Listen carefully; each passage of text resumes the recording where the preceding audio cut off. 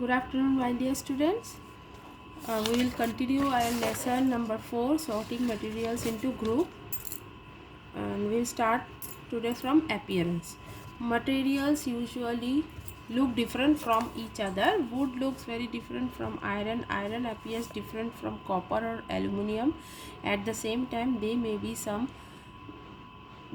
some similarities between iron, copper and aluminium that are not there in wood. तो materials क्या होता है? Materials एक दूसरे से बिल्कुल ही अलग देखने में होता है।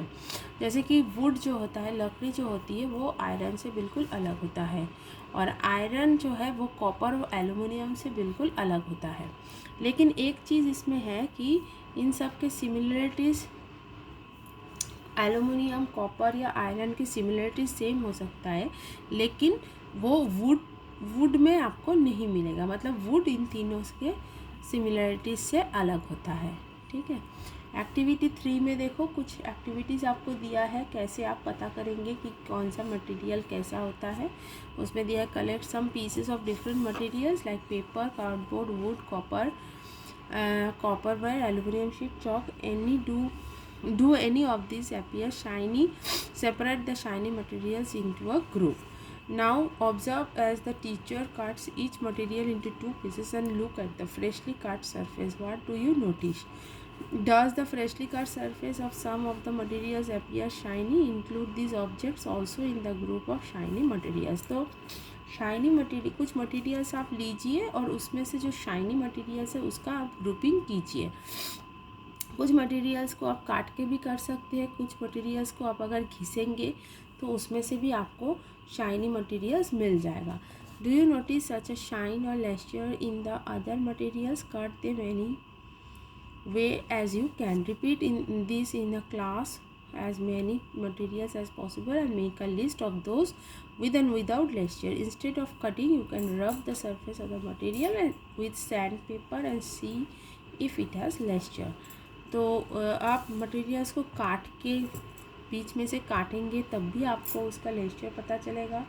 अगर आप काट नहीं सकते तो आप सैंड पेपर से उसमें घिसेंगे तो उस मटेरियल का आपको लेस्चर पता चलेगा। इससे क्या होगा, आप जो शाइनी मटेरियल है उसको ग्रुपिंग कर सकते हैं। Materials that have such luster are usually metals. Iron, copper, aluminium and gold are examples of metals. Some metals often lose their shine and appear dull because of the action of the air and moisture on them. We therefore notice the luster only on the freshly cut surface. When you visit an ironsmith or a workshop, look out for the freshly cut surfaces of metal rods to see if they have luster. So materials जो होता है ना उसमें ज़्यादा चमक रहता है ना, ग्लेजीपन रहता है। आयरन, कॉपर, एल्युमिनियम और गोल्ड ये सब एग्जांपल्स ये सब मेटल्स के एग्जांपल्स है।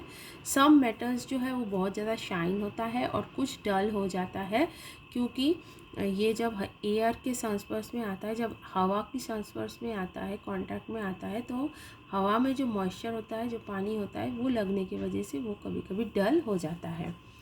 तो कभी कभी आपको इसका लेस्चर देखने के लिए उसको फ्रेशली काट के मटेरियल को बीच में से काटेंगे तब आप उसका देख सकते हो। ठीक है। अब है इसका नेक्स्ट है प्रॉपर्टीज़ में hardness. When you press different materials with your hand, some of them may be hard to compress while others can be easily compressed. Take a metal key and try to scratch within the surface of a piece of wood, aluminum, a piece of stone, a nail, candle, chalk, any other material or object. You can easily scratch some materials while some cannot be scratched so easily. Materials which can be compressed or scratched easily are called soft, while some other materials are difficult to compress are called hard. For example, cotton or sponge is soft while iron is hard. तो कुछ materials होता है जिसको आप अपने हाथों से दबा सकते हैं या उसमें स्क्रैच कर सकते हैं। जैसे कि आप अगर एक मेटल की की लेंगे और उसमें से आप वुड, एल्युमिनियम, फिर स्टोन, कैंडल, चॉक, उन सब किसी में भी उससे आप स्क्रैच कर सकते हैं। तो कुछ मटेरियल्स ऐसा होता है जो बहुत ही ईजीली स्क्रैच हो जाता है, और जिन मटेरियल्स को हम बहुत ईजीली स्क्रैच या उसको खींच के उसको दबा सकते हैं, नॉट खींचना, आप उसको दबा सकते हैं, उसको स्क्रैच, उस पर स्क्रैच कर सकते हैं, उन सब मटेरियल्स को हम सॉफ्ट मटेरियल्स बोलते हैं। और कुछ ऐसा मटेरियल्स होता है जिसको आप ना ही कंप्रेस कर सकते, ना ही उसमें इजीली स्क्रैच डाल सकते, उसको हम हार्ड मटेरियल्स बोलते हैं। उसमें एग्जांपल्स देखो, कॉटन और स्पॉन्ज होता है सॉफ्ट मटेरियल्स में, और आयरन आता है hard materials. In appearance materials can have different properties like lustre, hardness, be rough or smooth. Can you think of proper property of other properties that describe the appearances of a material? तो material जो होता है ना, उसके appearances बहुत सारे properties के ऊपर डिपेंड करता है, लाइक उसका लेस्चर, उसका हार्डनेस, उसका रफ और स्मूथनेस। ठीक है, अब है सॉल्यूबल और इनसॉल्यूबल। कलेक्ट सम, पहले ये एक्टिविटी आया है, उसमें देखिए collect samples of some solid substances like sugar, salt, chalk powder, sand and sawdust. Take 5 glasses or beakers, fill each one of them about 2/3 with water and a small amount of spoonful of sugar to the first glass, salt to the second. Similarly, add small amounts of the other substances into the other glasses. Stir the content of each of them with a spoon. Wait for a minute. Observe what happened to the substances added to the water. Note your observation as shown in table 4.3। तो देखो कुछ ऐसे substances आपको दिया है जिसमें आपको बोला है आप sugar, salt, chalk powder, sand, ये सब आपको लेना है, और इसको लिए आपको 4 या जितने सब्सटेंसेस आपके पास है उतने ही आप बीकर्स या कोई भी ग्लास या किसी भी बर्तन को यूज़ कर सकते हो। अब क्या करना है, आपको सब बर्तनों को 1/2 करके पानी से भरना है, और उसमें एक एक सब्सटेंस मिला के उसको चम्मच से अच्छे से हिलाना है। अब कुछ देर के बाद, हिलाने के बाद रुक जाइए, फिर देखिए उसमें क्या होता है। ठीक है, you will notice that some substances have completely disappeared or dissolved in water. We say that these substances are soluble in water. कुछ substances जो होता है जो कि आपको पानी में पूरा घुला हुआ दिखेगा, जिन substances को हम soluble बोलते हैं। Other substances do not mix with the water and do not disappear even after we stir for a long time. These substances are called insoluble. और कुछ ऐसा सब्सटेंसेस होता है जिसको आप बहुत देर तक हिलाएंगे, उसको मिलाने की कोशिश करेंगे, फिर भी वो नहीं मिलेगा। इन सब सब्सटेंसेस को हम insoluble बोलते हैं। Water plays an important role in the functioning of our body because it can dissolve a large number of substances. Do liquids also dissolve in water? तो water जो है वो हमारे शरीर में बहुत ही इम्पॉर्टेंट रोल प्ले करता है, क्योंकि इसमें बहुत सारे सब्सटेंसेस जो होता है वो डिज़ोल्व हो जाता है। Activity 5, collect samples of vinegar, lemon juice, mustard oil और कोकोनट ऑयल, केरोसिन और any other liquid. Take a glass tumbler, fill it up to half with that with water. Add a few spoonfuls of one liquid to this and stir it well. Let it stand for 5 minutes. Observe whether the liquid mixes with water. Repeat the same with the other liquid as many different liquids are available to you. Write your observations. अच्छा, अब देखो बोला है आपको कुछ liquids लेने के लिए, उसमें था कुछ सॉलिड्स, अब आपको बोला है कुछ liquids like vinegar, lemon juice, mustard oil, kerosene. ये अब उनको भी आप टम्बलर में पानी भरिए और उसमें मिलाइए। मिलाने के बाद देखिए कुछ मिनट आप रुक जाइए और उसके बाद देखिए उसमें क्या हो रहा है. We notice that some liquids get completely mixed with water, some others do not mix with water, form a separate layer when kept aside for some. उसमें से भी आपको दिखाई देगा कुछ ऐसे सब्सटेंसेस है जो पानी में पूरा घुल जाएगा, लेकिन ऐसा भी कुछ मिलेगा जो पानी में घुलेगा नहीं और पानी के ऊपर एक अपना अलग लेयर बना के वो रह जाएगा. Some gases are soluble in water whereas other are not. Water usually has small quantities of some gases dissolved in it. For example, oxygen gas dissolved in water is very important for the survival of animals and plants that live in water. अब देखो कुछ gases भी होते हैं जो कि पानी में मिला हुआ होता है, ठीक है ना. उसमें वाटर यूजुअली है स्मॉल क्वांटिटीज़ ऑफ सम, कुछ उसमें कुछ गैसेस होते हैं जिनके बहुत कम मात्रा में मिले हुए होते हैं. उसमें से एक होता है ऑक्सीजन गैस. ये ऑक्सीजन गैस जो है ना, ये पूरे पानी में घुला हुआ होता है और ये एक बहुत ही इम्पॉर्टेंट रोल प्ले करता है जो एनिमल्स पानी में और प्लांट्स पानी में रहने वाले हैं उनके लिए। Objects may float or sink in water. While doing activity 4, you might have noticed that the soluble solid separates out from water. You may have also noticed this with some liquids in activity 5. Some of these materials that did not mix with water floated to the surface of water. Others may have sunk to the bottom of the tumbler, right? We notice many examples of objects that float in water or sink. Dried leaves fallen on the surface of a pond, a stone that you throw into the pond, few drops of honey that you let fall into the glass of water. What happens to all this? अब देखो, ये जो हमने activity 4 activity 5 किया है उसमें आपने देखा है कुछ ऐसे ऑब्जेक्ट्स होते हैं जो कि पानी में पूरा घुल जाता है, पानी में मिल जाता है, और कुछ ऐसे ऑब्जेक्ट्स होते हैं जो पानी में मिलता नहीं है, वो पानी के ऊपर तैरता है, ठीक है ना। उसमें से कुछ ऐसा है जैसे कि ड्राइड जो लीव्स होते हैं वो पानी में तैरता रहता है, लेकिन अगर आप एक स्टोन डालेंगे या आप पानी में हनी मिलाएंगे तो वो पूरा ही मिल जाता है, ठीक है ना। Boojho would like you to give him 5 examples each of objects that float and thus those that sink in water. What about testing the same materials to see if they float or sink in other liquids like oil? ठीक है, तो इसमें बोजो ने क्या किया है, 5 ऐसा ऑब्जेक्ट लिया है जो पानी में तैर रहा हो या कुछ ऐसा है जो पानी के अंदर चला गया हो, ठीक है। अब है transparency. You might have played the game of hide and seek. Think of some places where you would like to hide so that you are not seen by others. Why did you choose those places? Would you have tried to hide behind a glass window? Obviously not, as your friends can see you through that and spot you. ठीक है ना। तो अब transparency क्या होता है, मतलब उसमें से देखना। कहीं कोई भी चीज़, जैसे कि आप लोग हाइड एंड सीक खेलते हो तो आप ऐसी जगह के पीछे ही जाके छुपते होंगे जहाँ से आपको दिखाई ना दे। कभी भी आपने कभी विंडो ग्लासेस के पीछे छुपा है जाके? नहीं छुपा है, क्योंकि विंडो ग्लासेस जो होता है उसमें से आपको, ग्लास विंडो जो होता है उसमें से आप जल्दी से पकड़ में आ जाएंगे, आपके फ्रेंड आपको जल्दी से ग्लास के माध्यम से देख लेंगे। Can you see through all the materials? Those substances or materials through which things can be seen are called transparent. तो मतलब जो सब्सटेंसेस या मटेरियल के माध्यम से हम दूसरे चीज़ों को देख सकते हैं उनको ही हम बोलते हैं transparent. Glass, water, air and some plastics are example of transparent materials.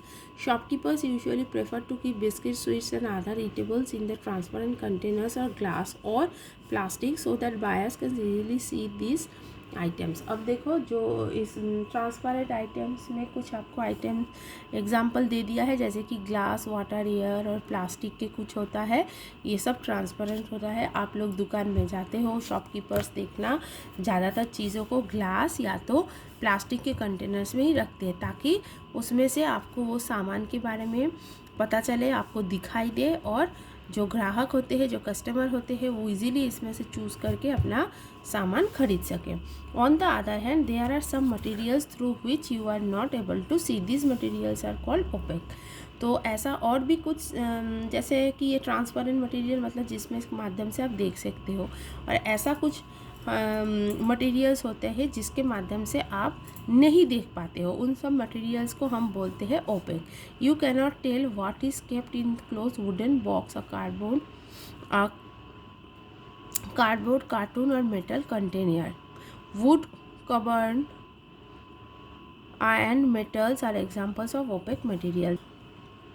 जो कुछ ऐसा ओपेक मटेरियल्स की एग्जांपल्स में देखो, वुडन बॉक्स, कार्डबोर्ड है, कार्टून्स है ना, मेटल कंटेनर जिसके अंदर आप कुछ रखेंगे तो आपको पता नहीं चलेगा कि उसमें क्या है, क्योंकि उसके अंदर से आपको कुछ दिखाई नहीं देता है। Do we find that we can group all the materials and objects without any confusion as either opaque or transparent। आप अब क्या कर सकते हो, ट्रांसपेरेंट और ओपेक ऐसे आइटम्स को आप ग्रुपिंग कर सकते हो। अब है activity 6. Take a sheet of paper and look through it towards a lighted bulb. Make a note of your observation. Now put 2 or 3 drops of some oil and spread it on the sheet of paper. Look again towards the lighted bulb through that portion of the paper on which the oil has been spread. Do you find that the bulb is more clearly visible than before? But can you see clearly through the oiled paper? Is everything on the other side of it visible? Perhaps not. अब देखो बोला है आपको 2 paper लेने के लिए, ठीक है ना. अब पेपर के सामने से अगर आप बल्ब रखोगे तो वो आपको उजाला दिखाई देगा और उसमें से आपको दिखने भी लगेगा. लेकिन अगर आप उसमें कुछ ऑयल की छींटे डाल देंगे फिर आप देखेंगे तो आपको देखना वो लाइट जो है वो ज़्यादा आपको रोशनी ज़्यादा तेज़ दिखेगी, लेकिन आप उस पेपर के उल्टे साइड से जो आपको दिख रहा था वो आपको नहीं दिखेगा. मतलब हल्का क्लियर नहीं दिखेगा, दिखेगा ज़रूर लेकिन वो आप जैसे पहले क्लियर देख पा रहे थे वैसा क्लियर आप नहीं देख पाएंगे. The materials through which objects can be seen but not clearly are known as translucent. तो ऐसा ही मटेरियल्स जिसके माध्यम से आपको दिख तो जाता है लेकिन क्लियर नहीं दिखता है, इन सब मटेरियल्स को हम बोलते हैं translucent material. Remember the oily patch on the paper when we tasted food items for presence of fat. That was translucent too. Can you think of some more examples of translucent materials? तो जब हम खाना test करते हैं fat को देखने के लिए जब हम लेते थे तब भी उसमें जो पैचेस आता था वो भी ट्रांसलूसेंट हो जाता है, ठीक है ना. वो भी ट्रांसलूसेंट मटेरियल का ही एक एग्जांपल है. Can you therefore group materials and opaque, transparent and translucent?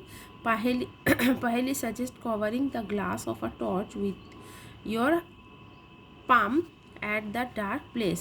Switch on the torch and observe the other side of the palm. She wants to know whether palm of your hand is opaque, transparent or translucent. अब देखो अब आपने ये ट्रांसलूशन, आप OPEC और transparent ये सभी आपने सीख लिया है. तो अब आप क्या कर सकते हो, आप इन तीनों को भी ग्रुपिंग कर सकते हो. अब देखो एक और बोला है, पहेली क्या कर रही है कि एक ग्लास के जो टॉर्च है उसके ऊपर ऐसे अपने हाथ को रख रही है उसको कवर करके, ठीक है. अब जब उसने लाइट जलाया है तब उसको ये चेक करना है कि उसका हाथ जो है वो ओपेक है, ट्रांसपेरेंट या ट्रांसलूसेंट है. We learn that materials differ in their appearance and the way they mix in the water or the liquid. They may float or sink in the water or may be transparent, opaque or translucent. Materials can be grouped in the basis of similarities or differences in their properties. तो अब देखो हमने बहुत सारे materials के बारे में हमने सीखा, उनके प्रॉपर्टीज़ के बारे में हमने सीखा. तो उसमें अब हम जानते हैं कि मटेरियल्स जो है वो एक दूसरे से अपीयरेंस के हिसाब से अलग होता है. कैसे?